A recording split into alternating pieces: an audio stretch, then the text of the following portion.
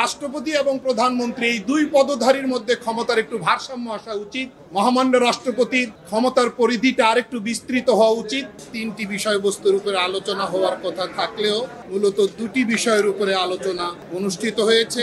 একটি হলো এনসিসি জাতীয় সাংবিধানিক কাউন্সিল গঠন প্রসঙ্গ, আর একটি হলো রাষ্ট্রপতি নির্বাচন প্রসঙ্গ।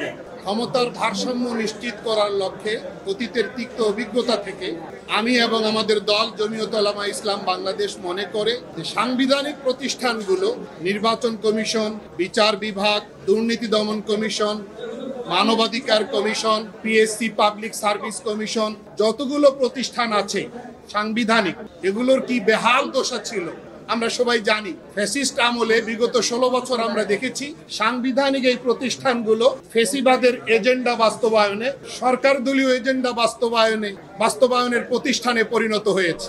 স্বাভাবিক কারণে আমরা চাই এই প্রতিষ্ঠানগুলো আগামীর বাংলাদেশে কখনোই যেন দলীয়করণের পর্যায়ে না যায়।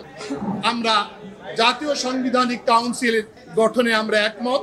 তবে এই কাউন্সিল গঠনের প্রক্রিয়া নিয়ে সংস্কার কমিশন যে প্রস্তাব দিয়েছে আমরা দ্বিমত পোষণ করেছি। আমরা এখানে বিনয়ের সাথে বলবার চেষ্টা করেছি যে প্রধান বিচারপতির পদটি একটি স্পর্শকাতর পদ। আমরা এই জাতীয় সাংবিধানিক কাউন্সিলের সদস্য থেকে আমরা প্রধান বিচারপতিকে বাইরে রাখার প্রস্তাব করেছি, যেন এই পদটি কোনোভাবেই ঝুঁকির পর্যায়ে না যায়। আর শেষ সাবজেক্ট যেটা ছিল রাষ্ট্রপতি নির্বাচন প্রসঙ্গে, সেটি আগামী দিনও আলোচনা চলবে। নিষ্পত্তি কোনোটারই হয়নি। ইলেকটোরাল কলেজের কথা আসছে সামনে, এ বিষয়ে আলোচনা চলমান আছে। আমরা এখানে বলতে চাই রাষ্ট্রপতি এবং প্রধানমন্ত্রী এই দুই পদধারীর মধ্যে ক্ষমতার একটু ভারসাম্য আসা উচিত। মহামান্য রাষ্ট্রপতির ক্ষমতার পরিধিটা আরেকটু বিস্তৃত হওয়া উচিত। এটার প্রয়োজনীয়তা অধিকাংশ রাজনৈতিক দলগুলো অনুভব করছে। এই জায়গাটাকে আগে মেরামত করা দরকার বা সুবিন্যস্ত করা দরকার।